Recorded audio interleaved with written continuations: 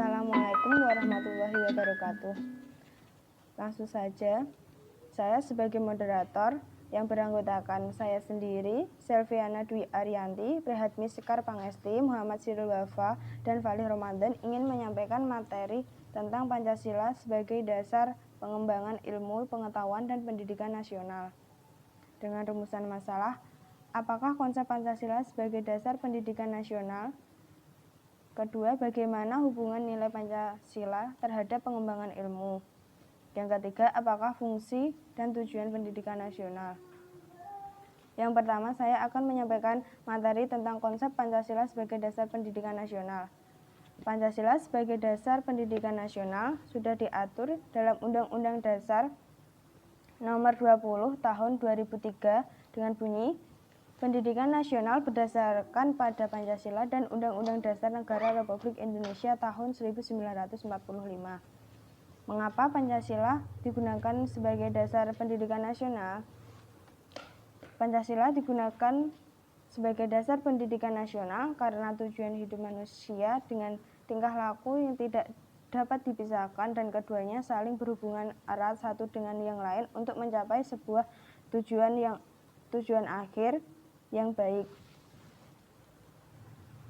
Kebudayaan bangsa Indonesia yang terdapat pada kejiwaan watak dengan menggunakan Pancasila sebagai 1. Penilaian hidup, 2. Kesadaran, dan 3. Tujuan moral.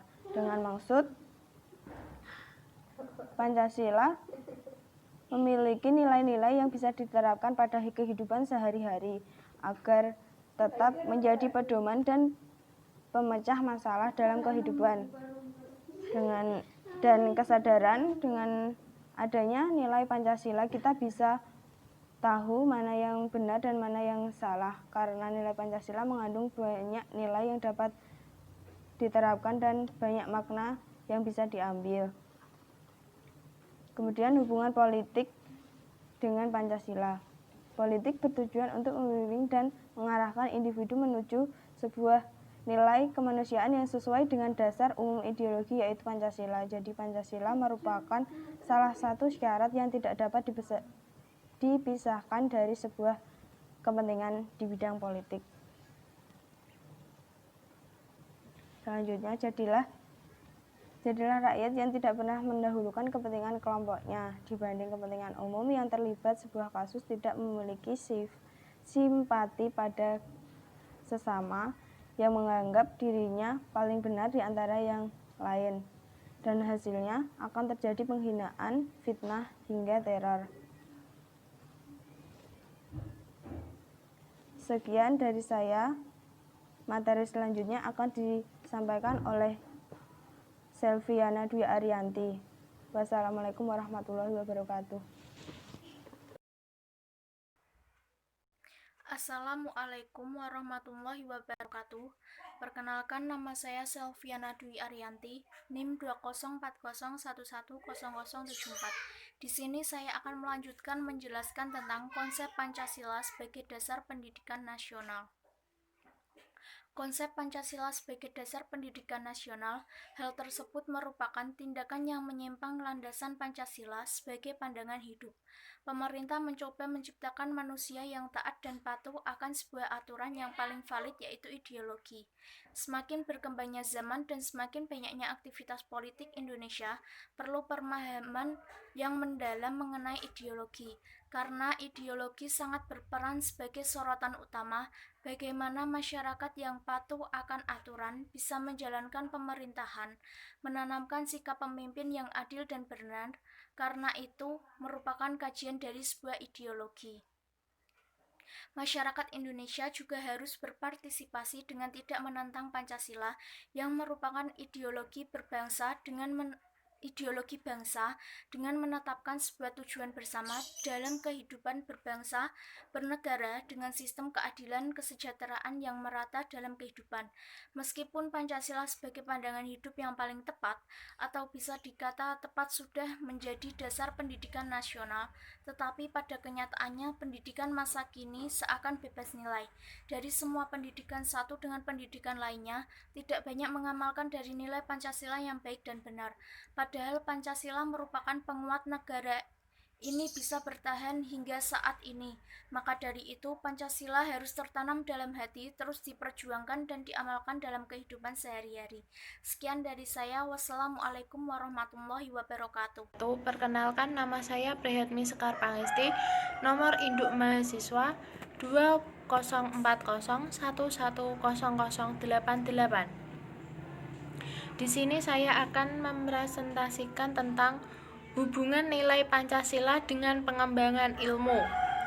Pancasila yang merupakan sebuah ideologi negara yang tercantum dalam pembukaan Undang-Undang Dasar 1945. Ilmu pengetahuan memiliki peran yang sangat penting dalam kehidupan sehari-hari maupun dalam kegiatan masyarakat. Nilai-nilai Pancasila sangatlah berperan penting dalam pengembangan ilmu pengetahuan. Nilai-nilai tersebut terdiri dari 5 nilai, yaitu nilai ketuhanan sebagai dasar pengembangan ilmu, nilai kemanusiaan sebagai dasar pengembangan ilmu, nilai persatuan sebagai dasar pengembangan ilmu, nilai kerakyatan sebagai dasar pengembangan ilmu, serta nilai keadilan sebagai dasar pengembangan ilmu. Untuk mencapai sebuah tujuan bangsa haruslah didasari dengan 5 nilai-nilai tersebut, karena Pancasila merupakan dasar pengembangan ilmu. Tujuan bangsa tidak akan berhasil jika tidak didasari dengan nilai-nilai tersebut, karena keduanya saling berhubungan erat, serta hal tersebut memungkinkan terjadi yang tidak diinginkan, dan tujuan dari bangsa tidak akan tercapai dengan baik. Beberapa penjelasan mengenai nilai-nilai Pancasila dalam pengembangan ilmu pengetahuan yaitu: 1. Nilai ketuhanan sebagai dasar pengembangan ilmu. Nilai kemanusiaan sebagai dasar pengembangan ilmu dengan percaya bahwa kita harus menjauhi larangan Tuhan Yang Maha Esa dengan menanamkan sikap toleransi kepada antar warga. Adanya sikap ini menyatakan bahwa bangsa Indonesia merupakan bangsa yang religius, bukan bangsa yang ateis. Dalam ketuhanan juga memiliki arti kebebasan dalam memeluk agama tanpa adanya paksaan, tidak berlaku membeda-bedakan antar umat beragama. Sekian dari saya. Wassalamualaikum warahmatullahi wabarakatuh. Jadi, saya akan melanjutkan materi dari Prihatmi Sekar Melati, yaitu yang ketiga, nilai persatuan sebagai dasar pengembangan ilmu. Dalam sila Persatuan Indonesia, masyarakat berperilaku dengan mementingkan kepentingan bangsanya dibanding kepentingan pribadi. Perilaku tersebut sesuai perilaku Bhinneka Tunggal Ika. Bhinneka Tunggal Ika yang merupakan semboyan bangsa yang memiliki keberagaman adat istiadat, suku, bahasa, ras, dan agama, namun tidak menjadikan masyarakat Indonesia terpecah belah dengan adanya perbedaan tersebut, karena Bhinneka Tunggal Ika memiliki arti berbeda-beda tetapi tetap satu jua. Kemudian dalam sila ketiga terdapat makna yang sangat penting, yaitu dengan menghargai perbedaan pendapat di antara kelompok satu dengan yang lain, sikap untuk saling menghargai dan menghormati sesama warga bermasyarakat, berbangsa, dan bernegara.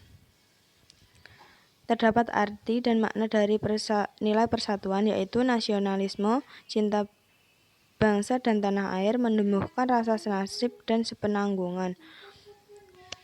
Selanjutnya, sila persatuan ini memberikan tujuan agar rakyat Indonesia saling menghargai satu dengan lainnya, serta dapat menumbuhkan sikap cinta kerukunan dalam bermasyarakat, berbangsa, maupun bernegara dengan tujuan sama agar cita-cita tercapai. Selanjutnya, nilai kerakyatan sebagai dasar pengembangan ilmu. Sila kerakyatan sebagai dasar pengembangan ilmu mendasari pengembangan ilmu dengan mengajarkan kita untuk menentukan pilihan secara musyawarah, mufakat, sampai menemukan hasil dengan kesepakatan bersama yang dilandaskan oleh Pancasila tanpa memaksakan kehendak orang lain.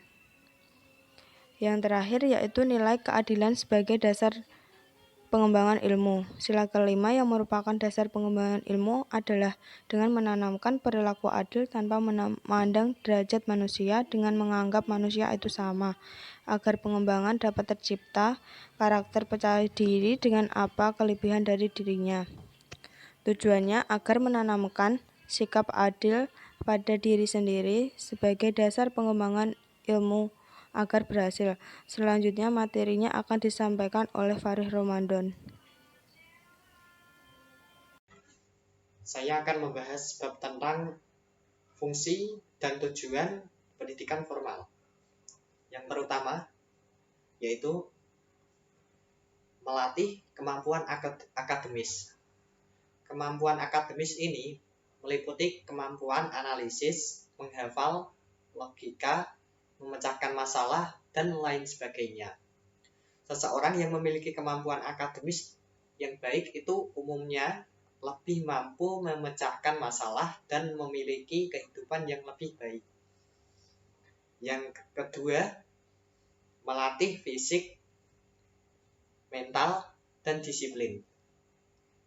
Jalur pendidikan ini mengharuskan peserta didik untuk tiba di sekolah pada jam tertentu dan pulang pada jam tertentu.